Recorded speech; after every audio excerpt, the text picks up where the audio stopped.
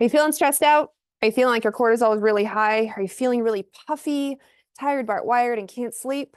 This is your 101 on cortisol. Hi, my name is Dr. Carrie Jones. I am a women's health and hormone expert that is here to help educate you all about your body. I understand that understanding hormones can feel like herding cats, but hit that subscribe button because I have a lot of videos to help walk you through what's going on with your body.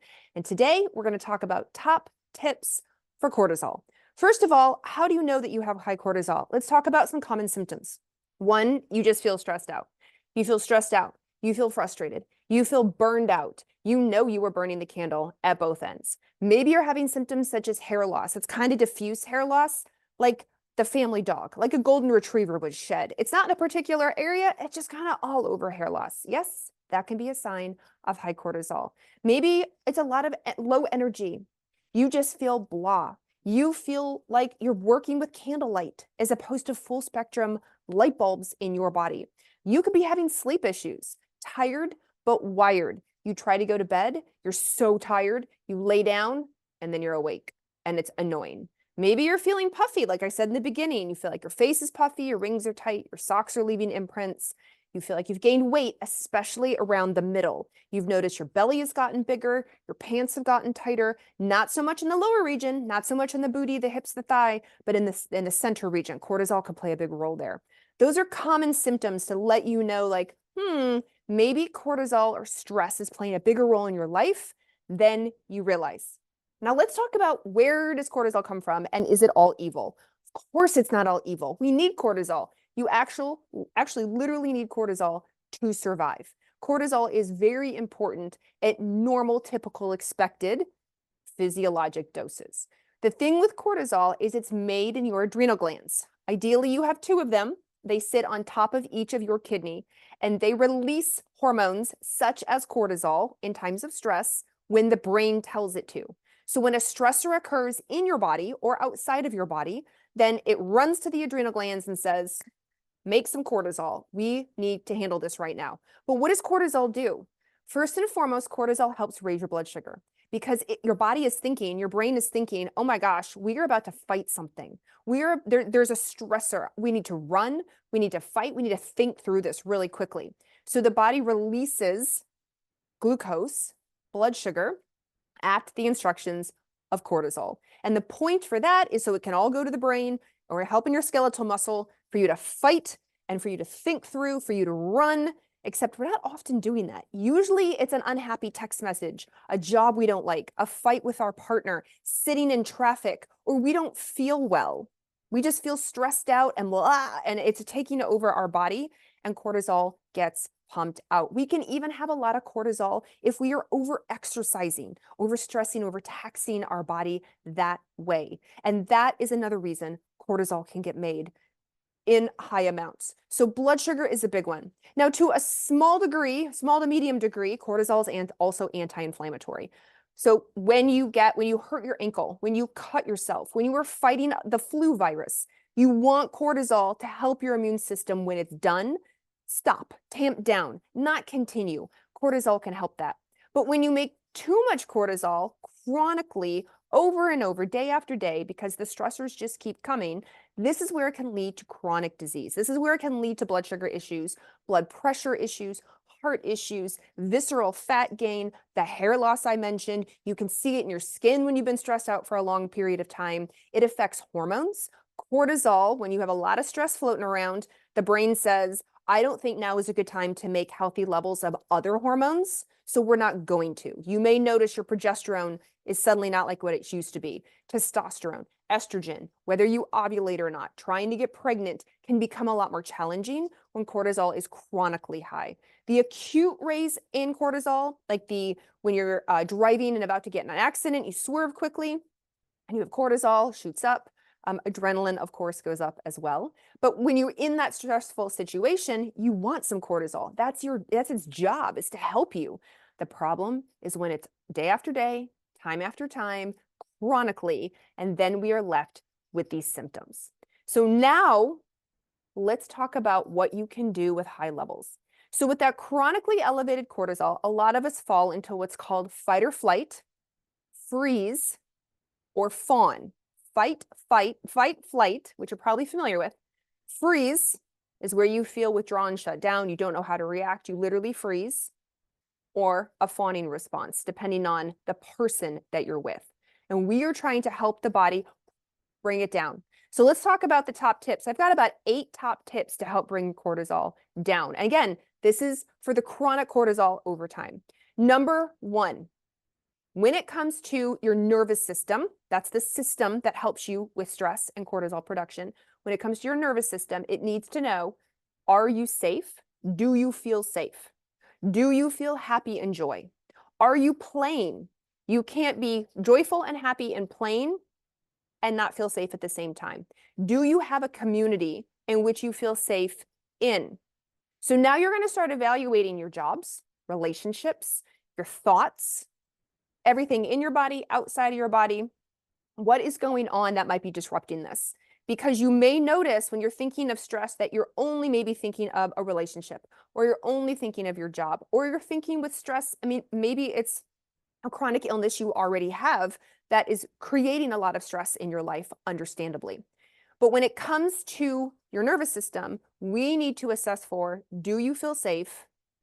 Are you happy and joyful? How is your community? Are you able to play? And I don't mean this 24 hours, 7 days a week. I mean the majority of time, right? Like, do you get snippets in your day, even if it's busy and stressful, where you're laughing, where you're feeling connected with the people who love you most, where you're feeling pretty safe overall? And if you feel like, no, I am in fight, flight, freeze most of the time, and very little do I feel safe, very little do I feel happy and joy, we need to work to shift that.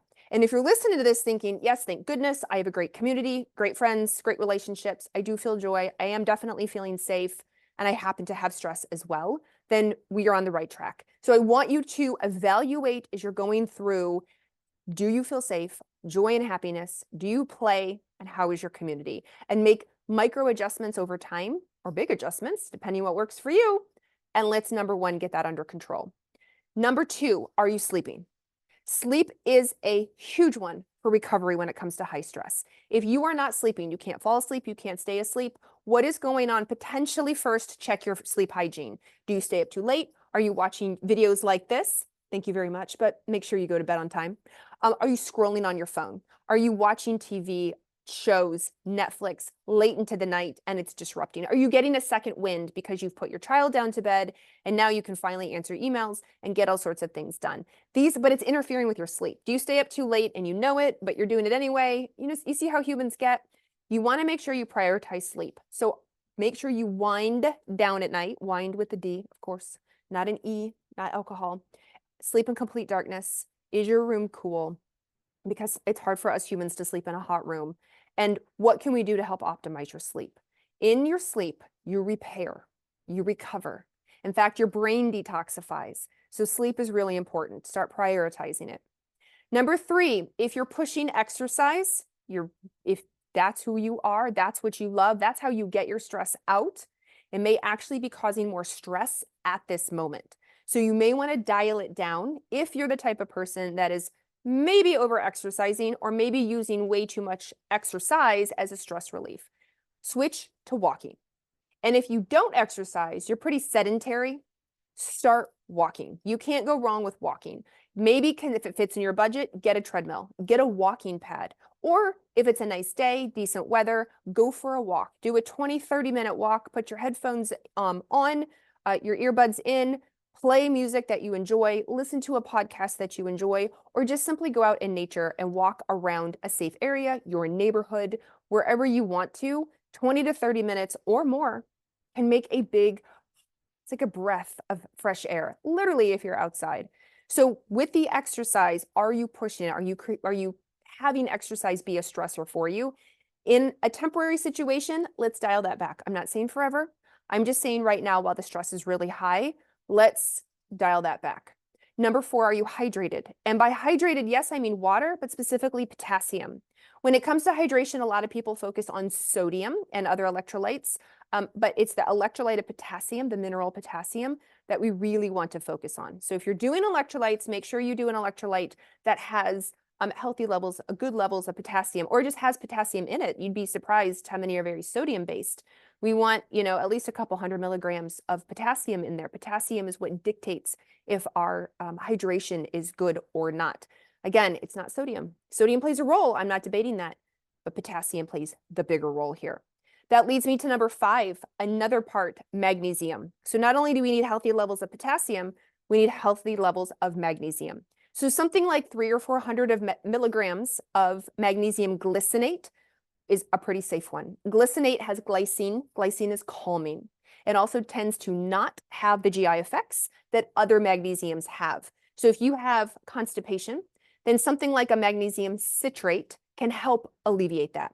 But if you're not looking to have loose stools, then a magnesium glycinate, which is calming, 300 to 400 milligrams, generally pretty safe, take before bed, can be quite helpful. You will also see magnesium in some electrolyte mixes. Usually it's not enough, so you may need to add a little extra. So that leads me to number 6, which is also another vitamin, vitamin C. Humans are one of very few mammals that cannot make their own vitamin C, which means we 100% rely on our diet or supplementation to get it.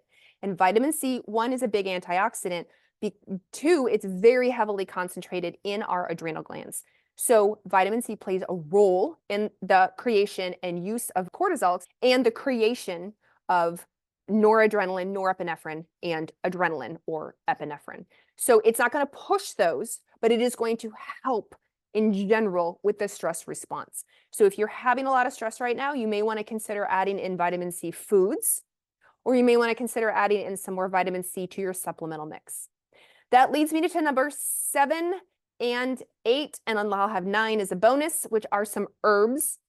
While you are doing all of the lifestyle things, safety, joy, play, community, sleep, while you're working on your hydration, while you're going on your walking, and you're getting out in nature and you're grounding, you can consider these herbs as well. One of my absolute favorites is called Relora, with an R, Relora. Relora is magnolia, and the active ingredient in magnolia is called a hinokiol. I know, it's so fun to say, a hinokiol. And Relora, or magnolia, helps to deactivate cortisol. So when you have a lot of cortisol floating around, magnolia is like, no, let's hit the off button here. Let's deactivate you right now.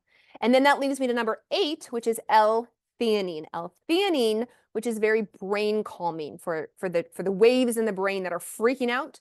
L-theanine helps calm that. So it's a calm, relaxed mind, which can be really beneficial also in the middle of the day. L-theanine doesn't generally cause drowsiness for people. So if you are in a stressful situation, or you know you're about to enter a stressful situation, such as a call you don't want to take, an appointment you know is going to stress you out, getting on an airplane, a person you have to interact with, something going on with your children that day, you can take L-theanine 30 minutes beforehand and have a more calm, relaxed mind. And the bonus is number 9, and that is phosphatidylserine. Phosphatidylserine. Phosphatidylserine is a component of our cell membranes. So we actually have phosphatidylserine all through our body. But what it can do also is it can help our brain not tell the adrenal to make so much cortisol. So when you have a lot of cortisol and you take some phosphatidylserine, it can help dim. It's like a dimmer. It dims that signal so the adrenal glands are not pumping out so much cortisol. So you can see through these different mechanisms, we're using magnesium, which is calming and also an important mineral, vitamin C, which is concentrated in the adrenal glands. That may be good enough for you. You may be like, I'm working on the safety and the community and the play and the joy, and I'm going to just add in the minerals and the vitamins to just nourish me. You may be feeling like, absolutely not, I need all 9 of these things. I am at a 10, I am not doing well right now. So now you're going to be looking for magnolia, L-theanine, phosphatidylserine, products that maybe you can use them individually, products with it. My personal favorite product is a product called Cortise, which is by New Ethics Formulations. They have magnolia and phosphatidylserine, theanine, and a few other great things in there. And the title does what it says it's going to do. It's going to ease cortisol.